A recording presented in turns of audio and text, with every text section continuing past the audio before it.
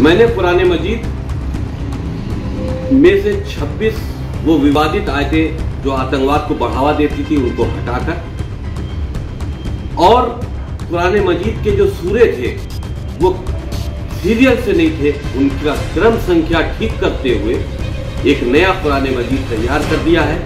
मैंने प्रधानमंत्री जी को उसका एक मॉडल भेजा है अपने पत्र के साथ में, और उनसे कहा है कि इस कुरान मजीद को सभी मदरसों में और मुस्लिम समाज में पढ़वाए जाने की व्यवस्था सुनिश्चित कराएं, और बहुत जल्द ये कुरान मजीद मार्केट में भी उपलब्ध होगा, जो मैंने सही किया है और यही सही कुरान मजीद है। तो जो इंसान को इस बात पे एतबार ही नहीं कि वो आयतें खुदा की तरफ से आई हैं, तो वो मुसलमान के दायरे से खारिज है। जो आयत पढ़ने की जिसको तमीज़ नहीं, वो आज कुरान में तब्दीली पैदा कर रहा है। अफसोस का मुकाम ये है कि इस जैसा जाहिल इंसान जिसको कुरान के सियाक़ व सबाक़ भी नहीं मालूम कि कुरान की आयतें कब कैसे कहाँ नाजिल हुई हैं, वो कुरान की तब्दीली की बात कर रहा है। अवाम के लिए भी एक मैसेज ये है कि पहले तो इत्तेहाद, और दूसरा कि आप अपने अपने इलाके के पुलिस स्टेशन पे जाएं, इसके ख़िलाफ़ FIR दर्ज करें, और जल्द से जल्द गवर्नमेंट से रिक्वेस्ट करें कि उसके ख़िलाफ़ आवाज़ उठाई जाए। वसीम रिजवी, जी हाँ, वसीम रिजवी जो अपने बकवास बातों के लिए, अपनी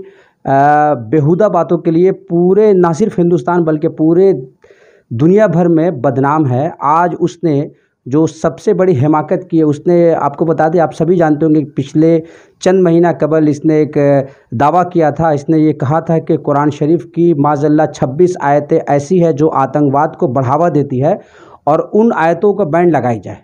और आज जो उसने हरकत की है, उसने 26 आयतें खुद से बनाई है माज़अल्लाह, और बना के उसने प्रधानमंत्री नरेंद्र मोदी को भेजा है, और उसने कहा है कि जो 26 आयतें हैं वो जो सही नहीं थी, मैंने उसको दुरुस्त किया है। और कुरान को उसने अपने नंबरिंग, अपने हिसाब से उसने नंबरिंग किया। उसने प्रधानमंत्री मोदी जी से ये अपील की है कि इस नए कुरान को बाज़ार में जल्द से जल्द लाई जाए, ना सिर्फ लाई जाए बल्कि मदरसों में भी इसको पढ़ाई की जाए। तो वसीम रिजवी, जिसके बारे में आम धारणा है, आम सोचना है कि वसीम रिजवी जो है, जो उत्तर प्रदेश शिया वक्फ बोर्ड के चेयरमैन था, और वो क्या शियों में क्या पकड़ है, तो वो अपने आप को शिया कहता है। तो मेरे सामने पश्चिम बंगाल के मारूफ शिया आलिम दीन मौलाना महर अब्बास रिजवी साहब है। हम उनसे बात करेंगे और वसीम रिजवी की पूरी कारिस्तानी पर इनसे हम डिटेल में बात करेंगे। मौलाना साहब, वसीम रिजवी, क्या आप शिया मानते हैं उन्हें? सबसे पहले शिया तो दूर की बात है, वो मुसलमान के दायरे से खारिज है। वो मुसलमान की डेफिनेशन ये है कि अल्लाह रसूल और है ना कुरान करीम पे ईमान रखने वाले को मुसलमान कहा जाएगा। तो जो इंसान को इस बात पे एतबार ही नहीं कि वो आयतें खुदा की तरफ से आई हैं, तो वो मुसलमान के दायरे से खारिज है। तो वो काफिर से बदतर है। काफिर में माना ये कि जो अल्लाह की है ना अज़मत का इनकार करे, कुरान को ना माने, तो वो खारिज है, उससे वो काफिर है।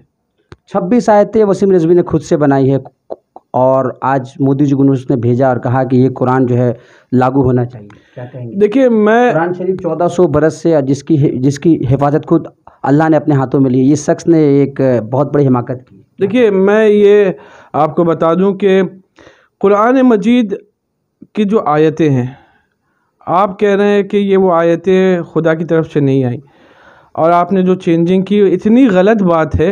आपको तो बोलने का हक़ नहीं, लेकिन सोशल मीडिया पे मैं बोल रहा हूँ।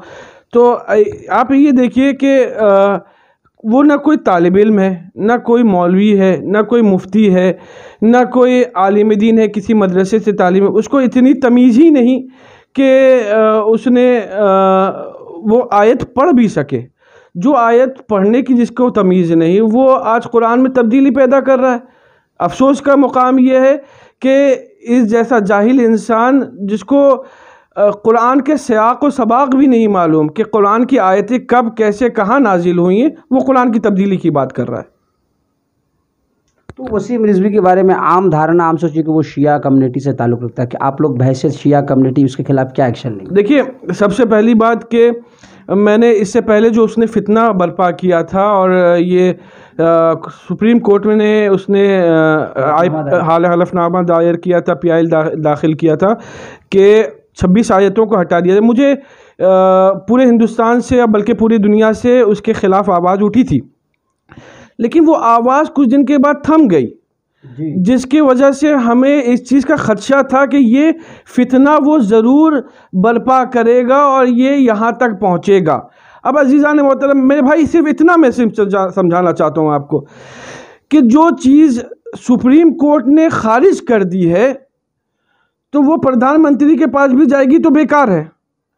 और अगर दूसरी बात यह है कि अगर कोई आदमी मुजरिम हो और थाने में जाके, पुलिस स्टेशन में जाके अपना इकरार जुर्म करे तो फ़ौरन पुलिस एक्शन लेती है। तो मेरी रिक्वेस्ट है प्रधानमंत्री से, मेरी रिक्वेस्ट है प्राइम मिनिस्टर से कि वो अपने सबूत के साथ वहाँ जाके पहुँच रहा है तो उस पर जल्द से जल्द और सख्त से सख्त कार्रवाई किया जाए ताकि ऐसा फितना नहीं बरपा हो। क्योंकि हिंदुस्तान वो मुल्क है जिसमें हर मजहबी फ़िक्र के लोग ज़िंदा हैं और जीते हैं एक साथ, तो इसकी वजह से फितना बरपा हो रहा है। इस फितने को दबाना नहीं है यहाँ पे, उस फितीन को दबा देना है इसके बाद, ताकि कोई ऐसी बात फिर से अब ना उठे। पूरे बर्रे सगीर, चाहे वो इंडिया हो, पाकिस्तान हो, बांग्लादेश में हो और ईरान है, तमाम कंट्री, कभी भी ऐसा हम लोगों ने नहीं सुना कि अब खुद से आयतें बना करके कुरान शरीफ में जोड़ी जाए। ये पहला वाक़या, क्या कहेंगे? देखिए, वाक़यात तो इससे पहले भी बहुत हो चुके हैं तारीख़ के अगर ज़ुमरे में आप जाइए, लेकिन हिंदुस्तान में ये पहला वाक़या है। और इससे पहले सलमान रुश्दी लानतुल्लाह अलैह ने उसने लिखा था शैतानिक वर्सेस। तो शैतानिक वर्सेस लिखने से पहले ही उसकी सारी किताबें हिंदुस्तान में बैन थी जी। शैतानिक वर्सेस लिखने से पहले बैन हो गई थी। क्यों? क्योंकि उसके फ़िक्र से ना इख्तिलाफ पैदा होता था। तो आज अगर हिंदुस्तान से ही कोई आदमी खड़ा हुआ है तो सबको चाहिए कि उसके ख़िलाफ़ आवाज़ उठाएं और उस किताब को बैन करें, क्योंकि वो कुरान नहीं कहलाएगी, वो एक मामूली सी किताब कहलाएगी, क्योंकि वो इतना काबिल नहीं है। और आज 1400 साल नबी सल्लल्लाहु अलैहि वसल्लम के ज़माने से लेकर आज तक जब कोई तहरीफ़ नहीं हुई, किसी लफ्ज़ का है ना फ़र्क नहीं आया, ज़बर ज़ेर का फ़र्क नहीं आया, तो आप कैसे है ना आप इतने काबिल हो गए? आप सिर्फ तफ़रीक़ा पैदा करना चाहते हैं, इख्तिलाफ़ पैदा करना चाहते हैं। वसीम रिज़वी और इसकी जहन वाले लोगों के लिए आप क्या शब्द इस्तेमाल करेंगे? देखिए, वसीम रिज़वी और उसके जहन वाले जैसे उसके जो हामी है, देखिए शैतान के हामी होते हैं। सबसे पहली बात है उनको इग्नोर किया जाए। इग्नोर उनका बेहतरीन इलाज है। अगर किसी के पास कोई फितना पहुंचता है वसीम रिज़वी के थ्रू, उसको वहीं दबा दे, आगे फॉरवर्ड ही ना करे, क्योंकि इस जैसा जाहिल आदमी इस लायक ही नहीं कि उसको है ना फेम दिया जाए। और ये सिर्फ़ और सिर्फ पब्लिक में मशहूर होने के लिए सारे काम करता है। वसीम रिज़वी के बारे में कहा जाता है कि जब उत्तर प्रदेश वक्फ बोर्ड के चेयरमैन था तो बहुत सारी धांधलियाँ घपला हुआ। ये सब घपला को दबाने के लिए सब किया जा रहा है या क्या? बिल्कुल, ये बात हकीकत है कि इसने खरबों की ना धांधली की, करोड़ों की धांधली की।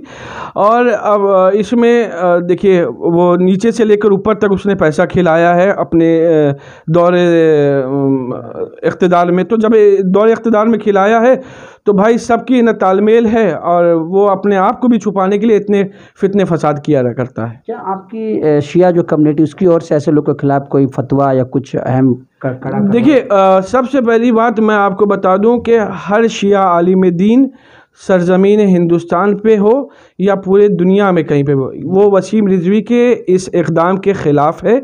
और हम लोग अपने मराजे किराम, जो बड़े और सीनियर सुप्रीम लीडर्स होते हैं, हम लोग उनके फॉलोअर्स होते हैं, जो आयतुल्लाह होते हैं। तो आयतुल्लाह सिस्तानी हो जैसे इराक़ में हो, या आयतुल्लाह ख़ामेनी हो, जिस तरह से इमाम खुमैनी रहमतुल्लाह अलैह ने शैतानिक वर्सेस लिखने वाले को कत्ल का फतवा दिया था, मौत का फतवा दिया था, उसी तरीके से हम लोग ने भी डिमांड किया है कि उसके ख़िलाफ़ जल्द, क्योंकि ये मुर्तद हो चुका है, तो कोई ना कोई फतवा ऐसे मंज़र आम पे उन लोगों की तरफ से आए ताकि हम लोग उसको दुनिया के सामने बता सके कि इसका शिया से कोई ताल्लुक़ नहीं। और दूसरी बात है कि इनके वज़रा रिप्रेजेंटेटिव, ये 2 आयात एज़ाम के और भी दूसरे आयतुल्लाह हैं, उनके रिप्रेजेंटेटिव इंडिया में मौजूद हैं। जब इंडिया में मौजूद हैं तो है ना, हम उनसे भी रिक्वेस्ट करते हैं कि वो लोग जल्द से जल्द इसको इक़दाम करें। भारत में बहुत सारे ऐसे लोग हैं जो वसीम रिज़वी जैसे जहन के लोगों को इंडोर्स करते हैं, सपोर्ट करते हैं। ऐसे जहन के लोगों को क्या कहेंगे? ऐसे जहन के लोग बिल्कुल वैसे ही हैं जैसे वसीम रिज़वी है। क्योंकि अब रिज़वी भी बोलने में मुझे झिझक हो रही है, क्योंकि रिज़वी सादात जो हैं, रिजवी उसको कहते जो इमाम रज़ा अलैहिस्सलाम की यानी रसूलुल्लाह सल्लल्लाहु अलैहि वसल्लम की आल से हों, 8वीं नस्ल से हों, जैसे हम खुद हैं। लेकिन उस जैसे जाहिल आदमी के लिए, क्योंकि वो धब्बा बना, वो सैयद क्या है, वो सैयद के नाम पे धब्बा है। आले रसूल कभी ऐसे नहीं करते। आप क्या अपने जद से, अपने नबी से आप ज़्यादा काबिल हो गए कि आज तहरीफ के कायल हो रहे हैं या उसमें इजाफा करना चाह रहे हैं? नेक्स्ट स्टेप मेरे भाई, मेरी रिक्वेस्ट ये कि जिस तरह से इसके पहले फितने में सब ने इत्तेहाद का मुजाहरा किया था, उसी तरह आप भी ना फिर इस बार भी इत्तेहाद का मुजाहरा करें। और जितने भी कलमे ला इलाहा इल्लल्लाह मुहम्मदुर रसूलुल्लाह पढ़ने वाले मुसलमान हैं, जो इस बात पे ईमान रखते हैं कि ज़ालिकल किताब व ला रैब फीह, ये वो किताब है जिसमें ज़रा से भी शक व शुबात नहीं है, वो सारे मुफ्तियों से गुजारिश है कि इसके ख़िलाफ़ फतवा दें और जल्द से जल्द इक़दाम करें। दूसरी बात कि अवाम के लिए भी एक मैसेज ये है कि पहले तो इत्तेहाद, और दूसरा कि आप अपने अपने इलाके के पुलिस स्टेशन पे जाएं, इसके ख़िलाफ़ FIR दर्ज करें और जल्द से जल्द गवर्नमेंट से रिक्वेस्ट करें कि उसके ख़िलाफ़ आवाज़ उठाई जाए।